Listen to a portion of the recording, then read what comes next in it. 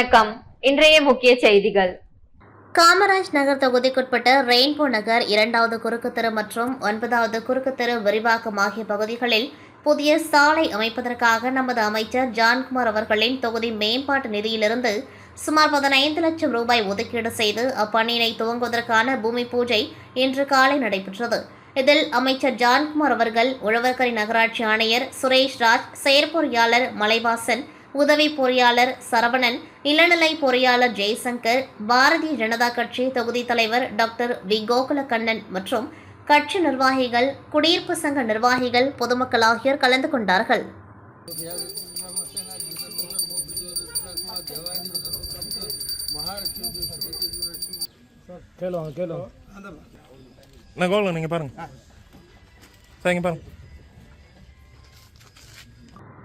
மருத்துவர், சமூக சேவகர், சட்டமன்ற உறுப்பினர் என பல துறைகளில் தனது திறமையை வெளிப்படுத்திய இந்த பெண் தலைவி பெண்களின் உரிமை மற்றும் அவர்களின் நலனுக்காக அர்ப்பணிப்புடன் பாடுபட்டவர். அவரது வாழ்க்கை மற்றும் பங்களிப்புகள் இன்றும் இளம் தலைமுறைகளுக்கு ஒரு புரட்சிகர முன்மாதிரியாக இருக்கின்றன. 1986ஆம் ஆண்டு ஜூலை 30ஆம் தேதி பிறந்த இவர் தமிழ்நாட்டின் மருத்துவத்துறையில் ஒரு புதிய அத்தியாயத்தை துவங்கியவர். மருத்துவத்தில் பட்டம் பெற்ற முதல் இந்திய பெண்மணியாகவும் 1927ஆம் ஆண்டு மദ്രാஸ் சட்டமன்றத்தில் தேர்ந்தெடுக்கப்பட்ட முதல் பெண்மணியாகவும் புகழ் பெற்றார். பெண்களின் கல்வி மற்றும் உடல்நல சேவைகளை மேம்படுத்துவதற்காக அவர் மேற்கொண்ட முயற்சிகள் அவரது வாழ்நாள் முழுவதும் தொடர்ந்தன. குறிப்பாக தேவதாசி முறை என்ற சமூக இழிகட்டமைப்பை ஒழிப்பதற்கு சட்டங்களை மாற்றியமைக்கும் பணியில் முன்னின்றார். இதன் விளைவாக 1947ஆம் ஆண்டு மദ്രാஸ் தேவதாசி சட்டம் இயற்றப்பட்டது. அவர் நிறுவிய சென்னை கேன்சர் நிறுவனம் இன்று தமிழ்நாட்டின் மருத்துவத்துறையில் ஒரு முக்கிய நிறுவனமாக திகழ்கிறது.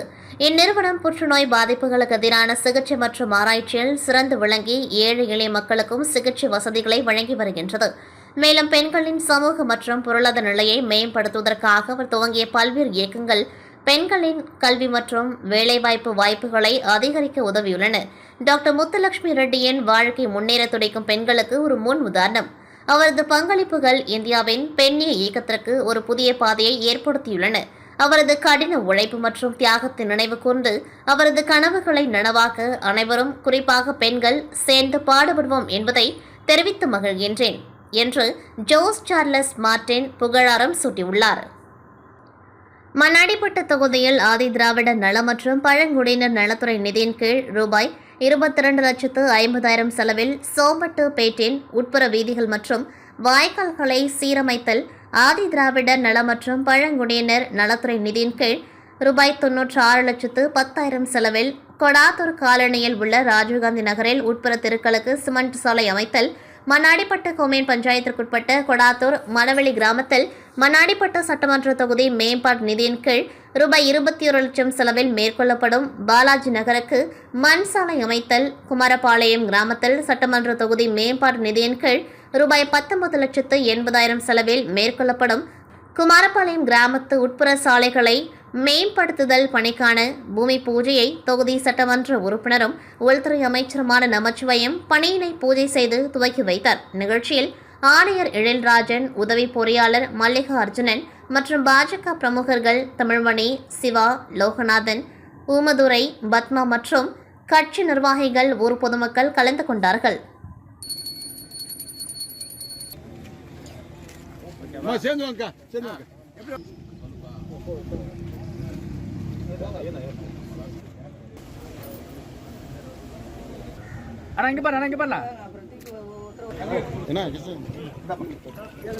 புதுச்சேரி அரியங்குப்பம் தொகுதி சட்டமன்ற உறுப்பினர் பாஸ்கர் என்கிற தட்சிணாமூர்த்தி ஏழை எளிய மக்கள் பயன்பெறும் வகையில் மாதந்தோறும் தமது இல்லத்தின் அருகே இலவச மருத்துவ முகாமை நடத்தி வருகின்றார். இதில் அந்த பகுதியில் உள்ள பல்வேறு மக்கள் மருத்துவ முகாமை பயன்படுத்தி வருகின்றனர். இந்த நிலையில் இந்த மாதத்திற்கான மருத்துவ முகாம் இன்று நடைபெற்றது. இதில் சிறப்பு விருந்தினராக கலந்து கொண்ட தொகுதியின் சட்டமன்ற உறுப்பினர் பாஸ்கர் என்கிற தட்சிணாமூர்த்தி தன் உடல்நிலையை பரிசோதனை செய்து மருத்துவ முகாமை துவக்கி வைத்தார். இந்த நிகழ்வில் அரியங்குப்பம் பிரபல தொழிலதிபர்கள் கணபதி மற்றும் செடியன் உள்ளிட்ட ஏராளமான முக்கிய பிரமுகர்கள், என்ஆர் காங்கிரஸ் நிர்வாகிகள் என அனைவரும் திரளாக கலந்து கொண்டார்கள். இந்த மருத்துவ முகாமில் சுமார் 200க்கும் மேற்பட்ட பொதுமக்கள் கலந்து கொண்டு பல்வேறு நோய்களுக்கு ஆலோசனைகள் பெற்று பயன்பெற்றனர். ஒவ்வொரு பெண்ணுக்கும் நீதி, மரியாதை மற்றும் பாதுகாப்பு உறுதி செய்ய நடவடிக்கை எடுக்க வேண்டும் என மாவட்ட ஆட்சியரை சந்தித்து நாங்கள் சக்தி இயக்கத்தின் சார்பில் மனு அளிக்கப்பட்டது. நாங்கள் சக்தி இயக்கத்தின் புதுச்சேரி கிளை சார்பில் நேற்று மாவட்ட ஆட்சியரை நேரில் சந்தித்து மனு அளித்தனர். அந்த மனுவில் இந்தியாவில் பெண்கள் மீதான வன்முறைகள் தொடர்ந்து அதிகரித்து வருகின்றது. ஒவ்வொரு 21 நிமிடத்திற்கும் ஒரு பெண் இந்தியாவில் நீதியை நாடுகின்றார். 2025ஆம் ஆண்டின் முதல் 100 நாட்களில் தேசிய மகளிர் ஆணைக்குழுவுக்கு 6.800க்கும் மேற்பட்ட பெண்கள் குற்ற செயல்கள் குறித்து புகார் அளித்துள்ளனர். இதன்படி வீடுகளில் நடக்கும் வன்முறைகளில் 3019 பேரும், வரதட்சணை கொடுமையால் 1838 பேரும், தாக்குதலால் 1798 பேரும், பாலியல் பலாத்காரத்தால் 738 பேரும், பாலியல் தொல்லையால் 580 பேரும் பாதிக்கப்பட்டுள்ளனர். மேலும் ஒவ்வொரு நாளும் 68 பெண்களின் வாழ்க்கை வீடுகளில் பணியிடங்களில் ஏற்படும் பயத்தாலும் வன்முறையாலும் சிதைந்து விடுகின்றது. எனவே 736 பாலியல் வன்கொடுமை மற்றும் 1943 வரதட்சணை கொடுமை வழக்குகளுக்காக தனித்த விரைவு நீதிமன்றங்கள் 5 அமைக்கப்பட வேண்டும். 484 அலட்சிய வழக்குகளில் குற்றவாளிகளாக உள்ள போலீசாரை விசாரித்து நடவடிக்கை எடுக்க வேண்டும். நிர்பயா நிதி ரூபாய் 29,549 கோடியை அவசர உதவி எண்கள், பாதுகாப்பு இல்லங்கள், சிகிச்சை மற்றும் ஆதரவு வசதிகளுக்கு பயன்படுத்த வேண்டும். வீதிகளில் கண்காணிப்பு கேமரா, பெண் காவலர்கள், ரயில்களில் SOS போன்ற ஏற்பாடுகள் செய்யப்பட வேண்டும். அரசியல் தலையீடோ அல்லது அதிகார திமுறை இல்லாமல் குற்றவாளி யாராக இருந்தாலும் நடவடிக்கை எடுக்கப்பட வேண்டும். ஒவ்வொரு பெண்ணுக்கும் நீதி, மரியாதை மற்றும் பாதுகாப்பை உறுதி செய்ய நடவடிக்கை எடுக்க வேண்டும் என கூறப்பட்டுள்ளது. திருபுவனை தொகுதி களித்தீர்த்தல்குப்பம் பகுதியில் முன்னாள் அமைச்சர் சாய் சரவணகுமாரின் மனைவி பிரபாவதி தேர்தலில் போட்டியிடுகின்றேன் என்று வீடு வீடாக சென்று 2 கிலோ சர்க்கரை வழங்கினர். புதுச்சேரியில் சமீப காலமாக முன்னாள் அமைச்சர் சாய் சரவணகுமார் அவர்களின் மனைவி அண்ணா பிரபாவதி பல்வேறு பொது சேவைகளில் ஈடுபட்டு பொதுமக்களுக்கு பல்வேறு நலத்திட்ட உதவிகளை செய்து வருகின்றார். அதனைத் தொடர்ந்து திருபுவனை சட்டமன்ற தொகுதிக்குட்பட்ட களித்தீர்த்தல்குப்பம் பகுதியில் முன்னாள் அமைச்சர் சாய் சரவணகுமார் அவர்களின் மனைவி அண்ணா பிரபாவதி திருபுவனை தொகுதியில் போட்டியிடப் போகிறேன், எனக்கு ஆதரவு தாருங்கள் என்று வீடு வீடாக சென்று 2 கிலோ சர்க்கரை வழங்கி ஆதரவு தாருங்கள் எனவும் பொதுமக்களின் குறைகளை கேட்டறிந்தார். மேலும் அப்பகுதியில் துப்புரவு பணியில் ஈடுபடும் துப்புரவு தொழிலாளர்களிடம் சர்க்கரை வழங்கி அவர்களது குறைகளையும் கேட்டு அனைத்தையும் சரி செய்து கொடுப்பதாக உறுதியளித்தார். இந்நிகழ்ச்சியில் சாய்ஜி தியாகராஜன், பாலகுமார், அண்ணாதுரை, மணிகண்டன், ஹரிபிரசாத், ஏழுமலை உட்பட முக்கிய பிரமுகர்கள் பலர் கலந்து கொண்டார்கள். கடந்த 1936ஆம் ஆண்டு ஜூலை 30ஆம் தேதி அன்று 8 மணி நேர வேலை கேட்டு புதுச்சேரியில் பஞ்சாலை தொழிலாளர்கள் போராட்டத்தில் ஈடுபட்டனர். அப்பொழுது போராட்டத்தில் ஈடுபட்ட தொழிலாளர்கள் மீது பிரெஞ்சு ராணுவத்தினர் துப்பாக்கி சூடு நடத்தினர். இதில் 12 தொழிலாளர்கள் உயிரிழந்தனர். மேலும் தொழிலாளர்களின் போராட்டம் காரணமாக 8 மணி நேர வேலையும் உரிமையும் வழங்கப்பட்டது. இந்நிலையில் ஆசிய கண்டத்திலேயே முதலில் புதுச்சேரி மண்ணில் 8 மணி நேர வேலை செய்யும் உரிமை வழங்கப்பட்டது. தொழிற்சங்கம் அமைக்கும் உரிமை, சம வேலைக்கு சம ஊதியம் பெறப்பட்ட இந்த தினத்தை தியாகங்கள் தினமாக தொழிற்சங்கம் சார்பில் அனுசரிக்கப்பட்டு வருகின்றது.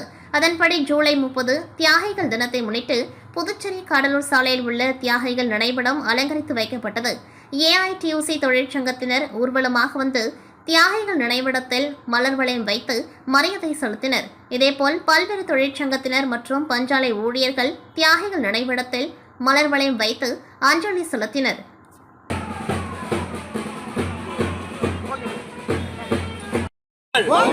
மக்கள் தலைவர் சுப்பையா புகழ். மக்கள் தலைவர்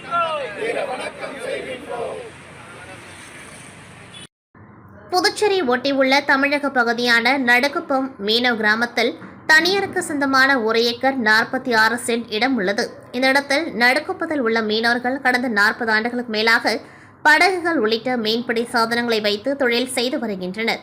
இந்த நிலையில் அந்த இடத்தின் உரிமையாளர் ஆண்ட்ரோ ஜோசப் சென்னை உயர்நீதிமன்றத்தில் தொடர்ந்து வழக்கை விசாரித்த நீதிமன்றம் இடத்தை மீட்டு உரிமையாளரிடம் ஒப்படைக்க வேண்டும் என்று மாவட்ட வருவாய் மற்றும் காவல்துறைக்கு உத்தரவிட்டிருந்தது. அதன்படி இன்று நடுக்குப்பம் மீனவர் கிராமம் வந்து தாசில்தார் வித்யாதரன் மற்றும் கோட்டக்குப்பம் ஆய்வாளர் விஸ்வநாதன் தலைமையிலான அதிகாரிகள் மீனவர்கள் பயன்படுத்தி வந்த இடத்தை அளக்க முயன்றனர். இதற்கு எதிர்ப்பு தெரிவித்த மீனவர்கள் தாசில்தார் மற்றும் போலீசாருடன் கடுமையான வாக்குவாதத்தில் ஈடுபட்டனர். இதனால் சிறிது நேரம் பரபரப்பு நிலவியது. மேலும் நீதிமன்ற உத்தரவை காட்டி தாசில்தார் வித்யாதரன் விளக்கம் அளித்தார். ஆனாலும் இதனை ஏற்க மறுத்த மீனவர்கள் தொடர்ந்து அவர்களுடன் வாக்குவாதத்தில் ஈடுபட்டதால் இடத்தை அளக்க முடியாமல் அதிகாரிகள் மற்றும் போலீசார் திரும்பி சென்றனர். இதனால் சிறிது நேரம் பரபரப்பு நிலவியது. அரியங்குப்பம் கொம்மியன் தானம்பாளையம் அருள்மிகு ஸ்ரீ புட்லையம்மன் ஆலய செடல் உற்சவம் கொடியேற்றத்துடன் துவங்கி குதிரை விடுதல், ஊரணி பொங்கல், சாகை வார்த்தல், அவைகளைத் தொடர்ந்து அம்மன் வீதி உலா, கலை நிகழ்ச்சிகள் நடைபெற்று முக்கிய நிகழ்வான செடல் திருவிழா நடைபெற்றது. இதில் ஏராளமான பக்தர்கள் ஊசி, செடல் தரித்தும் 4 சக்கர வாகனங்களை தங்கள் முதுகில் கொக்கி தரித்து இழுத்தும் தங்கள் நேர்த்திக்கடனை நிறைவேற்றினர். தொடர்ந்து அம்மன் வீதியுலா நடைபெற்றது. இதற்கான ஏற்பாடுகளை ஊர் பஞ்சாயத்தார்கள், இளைஞர்கள், பொதுமக்கள் செய்திருந்தனர்.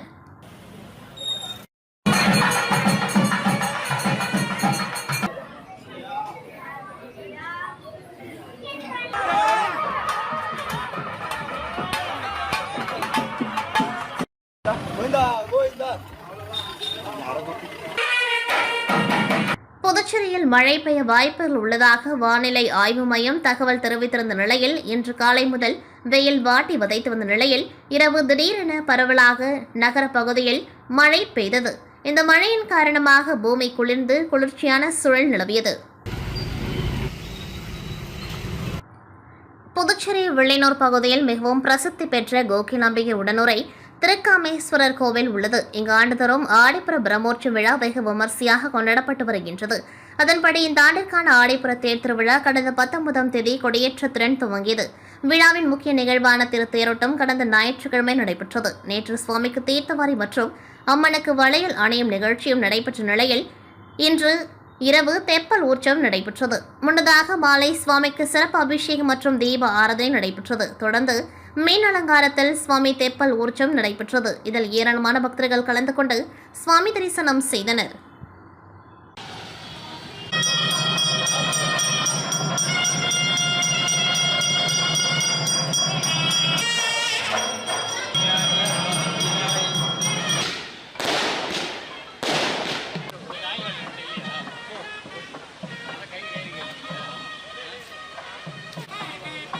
தமிழகம் மற்றும் பெங்களூர் உள்ளிட்ட இந்தியா முழுவதும் பல்வேறு சுற்றுலா நகரங்களில் ஓலா, ஊபர் மற்றும் ராபிடோ போன்ற வாடகை கார் மற்றும் 2 சக்கர வாகனங்களின் பயன்பாட்டிற்கு மத்திய அரசு அனுமதி அளித்திருந்தது. ஆனால் புதுச்சேரியை பொறுத்தவரை சிறிய பரப்பளவை கொண்ட யூனியன் பிரதேசம் என்பதால் இங்கு அதிகப்படியான ஆட்டோ ஓட்டுநர்கள் மற்றும் டாக்ஸி டிரைவர்கள் உள்ளனர். இவர்கள் வார இறுதி நாட்களில் சுற்றுலா பயணிகளை அழைத்து செல்வதும் அன்றாட தேவைகளுக்கு பொதுமக்களை அழைத்து சென்று அதில் வரும் வருமானத்தில் தங்களது வாழ்க்கையை கழித்து வருகின்றனர். இந்நிலையில் புதுச்சேரியில் கடந்த சில மாதங்களாகவே ஓலா, உபர் மற்றும் ராபிடோ போன்ற தனியார் வாடகை கார் மற்றும் பைக் சேவை மறைமுகமாக செயல்பட்டு வருகின்றது. இதற்கு எதிர்ப்பு தெரிவித்து புதுச்சேரி ஆட்டோ ஓட்டுநர்கள் மற்றும் டாக்ஸி டிரைவர்கள் பல்வேறு இடங்களில் தனியார் செயலிகள் மூலம் இயங்கும் வாடகை கார் மற்றும் 2 சக்கர வாகன ஓட்டுநர்களை மடக்கி பிடித்து மிரட்டுகின்றனர். இந்நிலையில் புதுச்சேரியில் ராபிடோ தனியார் செயலி மூலம் 2 சக்கர வாடகை வாகனத்தில் சுற்றுலா பயணி ஏற்றி சென்ற ஓட்டுநரை ஆட்டோ டிரைவர்கள் மடக்கி பிடித்து மிரட்டும் வீடியோ தற்பொழுது இணையதளத்தில் வைரலாகி வருகின்றது. இந்தியா முழுவதும் பல்வேறு மாநிலங்களில் இதுபோன்ற தனியார் வாடகை 2 மற்றும் 4 சக்கர வாகனங்களின் சேவை செயல்பட்டு வரும் நிலையில் புதுச்சேரியில் மட்டும் ஆட்டோ மற்றும் டாக்ஸி டிரைவர்களின் தொடர் எதிர்ப்பால் இச்சேவைகள் முடங்கி போய் உள்ளது. இதன் காரணமாக வார இறுதி நாட்களுக்கு புதுச்சேரிக்கு வரும் சுற்றுலா பயணிகள் அதிகப்படியான கட்டணங்களை செலுத்தி செல்ல வேண்டிய நிலை ஏற்பட்டுள்ளது. மேலும் இதற்கு முன்னர் வாடகை 2 சக்கர வாகனத்திற்கு அனுமதி அளிக்கக்கூடாது என இதேபோல் எதிர்ப்பு தெரிவித்திருந்த நிலையில் புதுச்சேரி அரசு வாடகை 2 சக்கர வாகனத்திற்கு அதிரடியாக அனுமதி அளித்தது. எனவே தற்பொழுது தனியார் செயலிகள் மூலம் வாடகை வாகனங்களுக்கு அனுமதி அளிக்க வேண்டும் என்பதே சுற்றுலா பயணிகளின் கோரிக்கையாக உள்ளது. பரவாயில்ல, ஓன் போர்டு வச்சுட்டு ரேபிட் உனக்கு ஏமா ஆர்டர் கொடுத்தான் பாண்டிச்சேரியில்? எந்த அரசாங்கம் உனக்கு ஆர்டர் கொடுத்தது? உனக்கு அங்கே தான் அங்கேயே நிறுத்துறேன் நான். எப்படி நீ ரேபிட் வண்டி ஏற்ற நீ? என் மஞ்சள் பாருப்பா, ஆம்பு லோக்கல் ஆம்பு கிடையாது, இது லோக்கல் ஆம்பு கிடையாது. வா ஸ்டேஷன் போகலாம். புதுச்சேரியில் எய்ட்ஸ் நோய் குறித்து பொதுமக்கள் மற்றும் மாணவர்களிடையே விழிப்புணர்வை ஏற்படுத்தும் வகையில் எய்ட்ஸ் கட்டுப்பாட்டு சங்கம் சார்பில் மாரத்தான் போட்டி நடத்தப்பட்டது. காந்தி சிலையிலிருந்து துவங்கி போட்டியில் மாணவர்கள் மற்றும் மாணவிகள் என 2 பிரிவுகளாக நடத்தப்பட்டது. இதில் 500க்கும் மேற்பட்ட மாணவர்கள் ஆர்வமுடன் பங்கேற்று ஓடி விழிப்புணர்வை ஏற்படுத்தினர். சுமார் 5 கிலோமீட்டர் தூரம் நடத்தப்பட்ட போட்டியில் வெற்றி பெற்ற மாணவர்களுக்கு எய்ட்ஸ் கட்டுப்பாட்டு சங்கம் சார்பில் ரொக்க பரிசு வழங்கி பாராட்டப்பட்டது.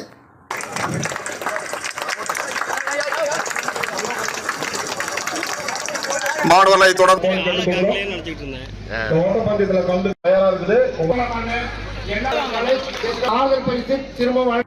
புதுச்சேரி அரசின் சாலை போக்குவரத்து கழகம் சார்பில் 100க்கும் மேற்பட்ட பேருந்துகள் உள்ளூர் மற்றும் வெளியூர்களுக்கு இயக்கப்பட்டு வருகின்றன.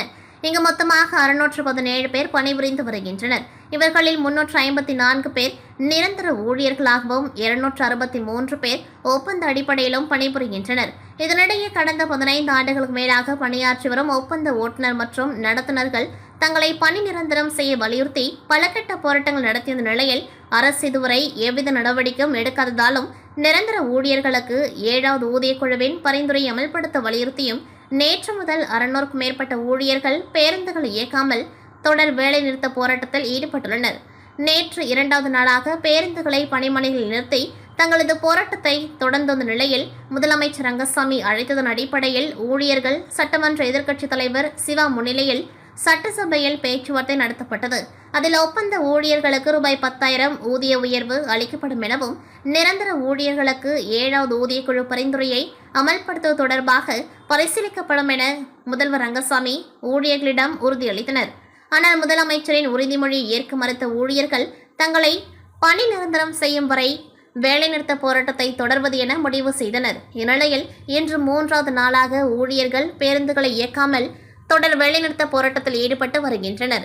மேலும் அடுத்த கட்டமாக போராட்ட வடிவை மாற்றும் வகையில் முற்றுகை அல்லது வீதியில் இறங்கி போராடுவது என ஊழியர்கள் முடிவெடுத்துள்ளனர்.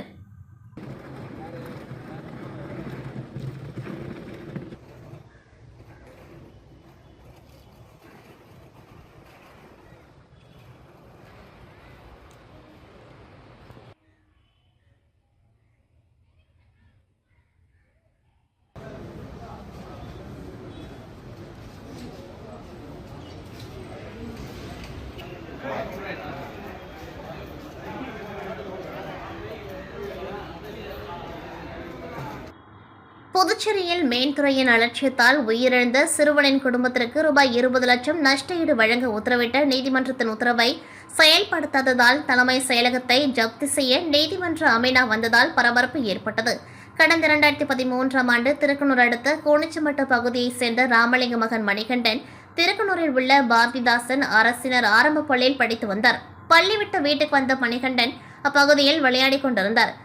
அப்பொழுது வேலையோரம் சென்ற அவர் மின்சாரம் தாக்கி பலியானார். விசாரணையில் அப்பகுதியில் சட்டவிரோதமாக கொக்கி போட்டு மின்சார இணைப்பினை எடுத்து வீடு கட்டும் பணியில் தனிநபர் ஒருவர் ஈடுபட்டிருந்தார். அந்த மின்சார வயர் வேலையின் மீது பட்டதால் மணிகண்டனை மின்சாரம் தாக்கியது தெரியவந்தது. மின்துறையின் அஜாக்கிரதையால் தான் விபத்து நடந்ததாக கூறி சிறுவனின் பெற்றோர் புதுச்சேரி நீதிமன்றத்தில் வழக்கு தாக்கல் செய்தனர். இவ்வழக்கில் மின்துறை பாதிக்கப்பட்ட மணிகண்டனின் குடும்பத்துக்கு ரூபாய் 9 லட்சத்தை நஷ்டஈடாக வழங்க கடந்த 2017ஆம் ஆண்டு புதுச்சேரி 2வது கூடுதல் நீதிமன்றம் உத்தரவிட்டது. இந்த உத்தரவை எதிர்த்து புதுச்சேரி அரசு சென்னை உயர்நீதிமன்றத்தில் மேல்முறையீடு செய்துள்ளது. அதில் புதுச்சேரி நீதிமன்றம் விதித்த உத்தரவினை சென்னை உயர்நீதிமன்றம் 2025ஆம் ஆண்டு உறுதி செய்தது. மேலும் இதுவரை ஏற்பட்டுள்ள காலதாமதம் எல்லாவற்றையும் பரிசீலனை செய்து ரூபாய் 20 லட்சம் வழங்க உத்தரவிட்டது. இதற்கிடையே நீதிமன்றம் உத்தரவிட்டும் நஷ்டஈடு வழங்க நடவடிக்கை எடுக்காததால் தலைமை செயலகத்தின் பொருட்களை ஜப்தி செய்ய நீதிமன்றம் அதிரடியாக உத்தரவிட்டது. இதனைத் தொடர்ந்து மணிகண்டனின் வழக்கறிஞர் பாலாஜி, நீதிமன்ற அமீனா ஆம்பி மற்றும் நீதிமன்ற ஊழியர்கள் துணையுடன் தலைமை செயலகத்துக்கு ஜப்தி நடவடிக்கைக்கு வந்தனர். அவர்களிடம் மேன்துறை அதிகாரிகள், சட்டத்துறை அதிகாரிகள் பேச்சுவார்த்தை நடத்தி நஷ்டஈடு வழங்க காலக்கெடு கேட்டனர். நஷ்டஈடு வழங்கும் வரை கார் மற்றும் கணினி உள்ளிட்ட பொருட்களை ஜப்தி செய்து எடுத்து செல்ல அதிகாரிகள் நடவடிக்கை எடுத்து வருவதால் தலைமை செயலகத்தில் பரபரப்பு ஏற்பட்டது. இத்துடன் செய்திகள் முடிவடைகின்றன. நன்றி, வணக்கம்.